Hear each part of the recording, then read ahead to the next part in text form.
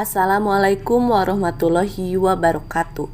Halo semuanya, kami dari kelompok 4, kelas 10 MIPA 2, Sekolah SMA Negeri 1 Bantarujeg, dengan anggota saya Sherly Teriska Pajrin dan teman-teman saya lainnya yaitu Maisa Sapirna, Imas, Napaura, Risna, Ridwan Apipudin, Surya Adiningrat, Galang Akbar Pratama, dan Randy Firmansyah. Melalui video ini, kami akan mempresentasikan hasil tugas kelompok kami dalam mata pelajaran ekonomi mengenai pembahasan badan usaha perseorangan. Semoga melalui video ini dapat membantu kita dalam mencari informasi tentang badan usaha perseorangan sehingga dapat menambah wawasan dan pengetahuan kita. Mari kita langsung saja kepada video pembahasannya. Badan usaha perseorangan. Usaha perseorangan adalah salah satu badan usaha yang hanya dimiliki oleh seorang individu saja. Jenis usaha perseorangan ini memiliki sistem informasi manajemen yang bebas dan tidak ada intervensi atau campur tangan dari pihak lain secara langsung. Contohnya pemerintah. Jenis usaha perseorangan biasanya dapat berskala besar dan skala kecil.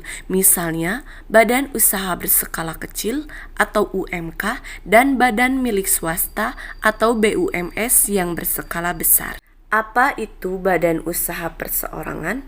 Usaha perseorangan adalah usaha yang dikelola dan juga diawasi oleh satu orang, di mana pengelola usaha tersebut akan memperoleh seluruh keuntungannya tanpa dibagi dengan orang lain.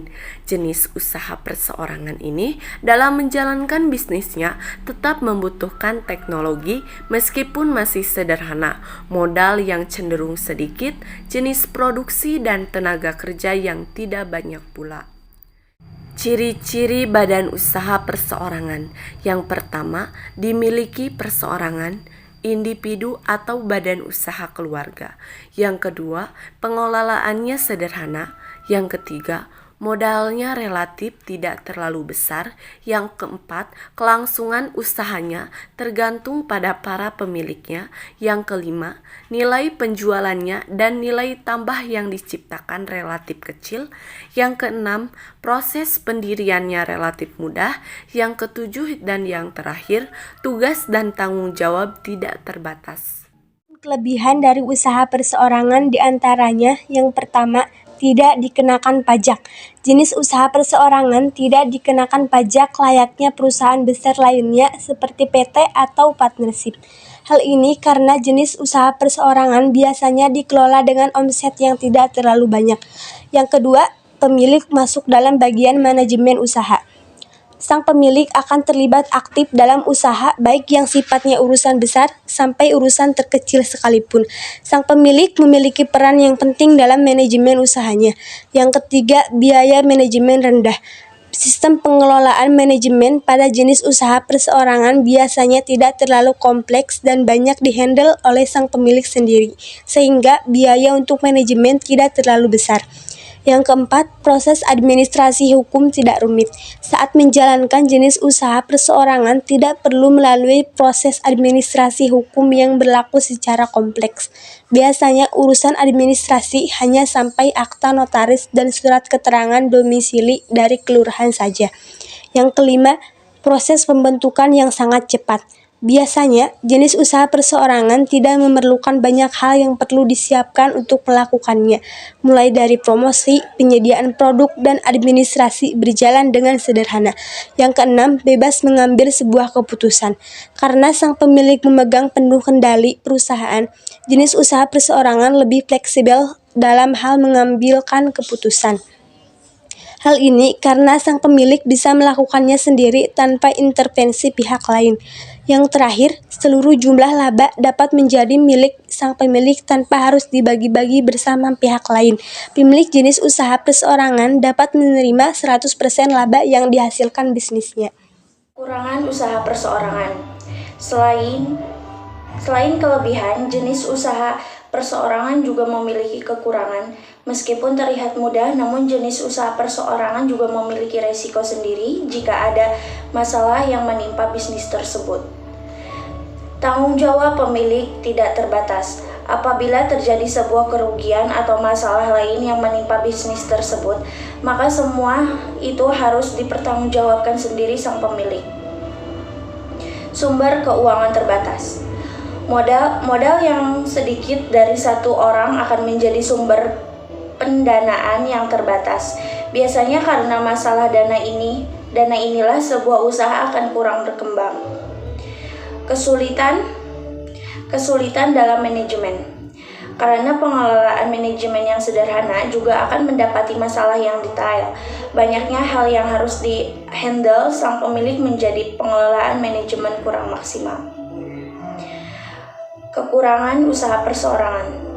Kelangsungan usaha kurang terjamin. Proses administrasi yang sederhana juga dapat menjadi masalah, terutama kurang manajemen jalannya usaha. Jenis-jenis usaha perseorangan. 1. Pertanian. Jenis usaha perseorangan di bidang pertanian ini biasanya banyak berada di daerah pedesaan dan dikelola oleh perseorangan. Usaha pertanian ini memiliki modal yang terbatas karena biasanya petani akan mengolah lahan pertaniannya sendiri. Kemudian hasil dari pertanian tersebut akan dijual kembali untuk mengembalikan modal. Kian berkembangnya zaman usaha pertanian kini dapat berpotensi bagus dengan keuntungan yang menggiurkan. Sudah banyak usaha yang bergerak di bidang ini sukses dengan menggunakan teknologi dalam melakukan bisnisnya. Misalnya membuat toko online sayur seperti yang dilakukan oleh Happy Fresh, Sayur Box, Tani Hub, dan lainnya yang menjual sayur mayur hasil pertanian melalui aplikasi. 2. Usaha perdagangan. Usaha dagang mungkin menjadi usaha perseorangan yang banyak kita jumpai. Jenis usaha ini adalah kegiatan jual beli barang yang bertujuan untuk mencari keuntungan, termasuk di dalamnya yang juga melakukan kegiatan sebagai perantara dan kegiatan jual beli tersebut. Jenis usaha ini sangat bisa dilakukan secara perseorangan. Jika ingin memulai usaha dengan modal yang kecil, jenis usaha perseorangan ini juga bisa dilakukan oleh siapapun tanpa keahlian. Fashion, aksesoris, furnitur, kerajinan rumah tangga, sampai barang seni. Peluang usaha dagang ini sangat luas dan besar. Melihat kemudahan dalam melakukan bisnis berikut. 3. Usaha jasa. Jenis usaha jasa adalah salah satu jenis usaha yang paling diminati oleh masyarakat Indonesia.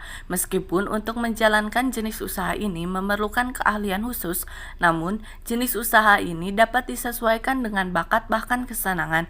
Itulah sebabnya jenis usaha jasa banyak dilirik karena lebih fleksibel dan bisa menyesuaikan dengan kemampuan. Tak hayal jika jenis usaha ini bisa dikelola secara perorangan. Usaha ini bahkan bisa dilakukan tanpa modal. Peluang jenis usaha perseorangan ini sangat terbuka luas karena dapat dilakukan dari kategori apa saja. Jenis usaha jasa ini memiliki potensi keuntungan yang menggiurkan. Usaha jasa yang dilakukan secara online lebih memiliki potensi yang lebih besar karena mampu merambah pasar yang lebih luas. 4. Usaha industri kecil.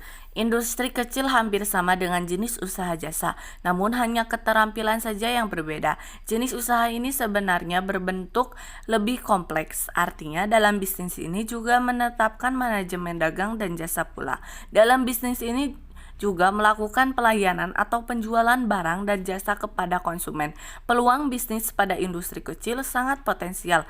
Dalam jenis usaha apa saja, usaha industri kecil juga bisa menawarkan jasa yang bersumber dari keahlian yang sang pemilik. Itulah sebabnya industri kecil ini juga bisa bergerak fleksibel. Misalnya seorang seniman yang menawarkan jasanya melukis dengan membuat tas lukis, kerajinan, daur ulang barang bekas, dan sebagainya.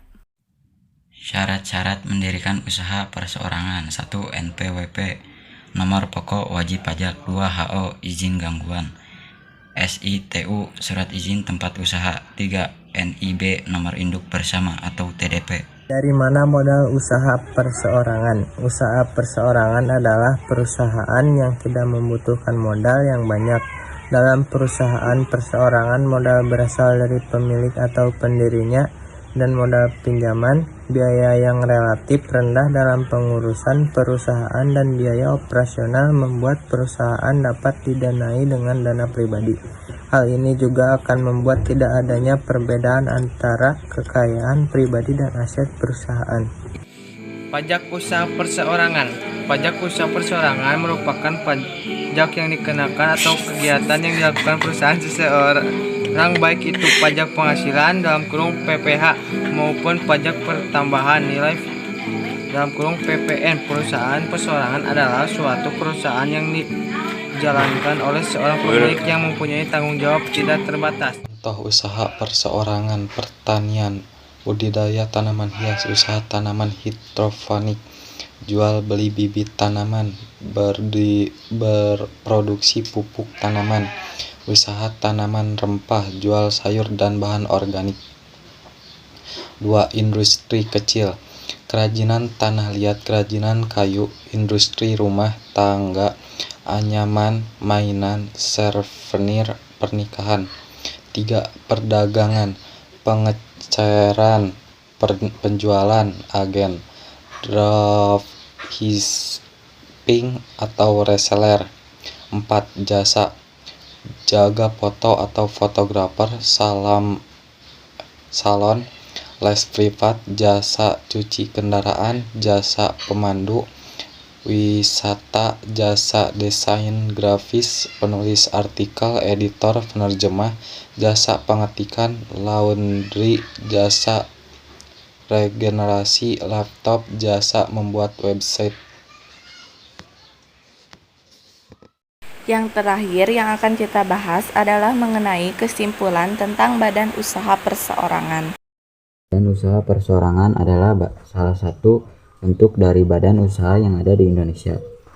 Badan usaha perseorangan adalah badan usaha yang sepenuhnya dimiliki oleh seorang individu atau tunggal. Pemilik usaha ini menguasai dan bertanggung jawab terhadap jalannya usaha, manajemen, dan resikonya.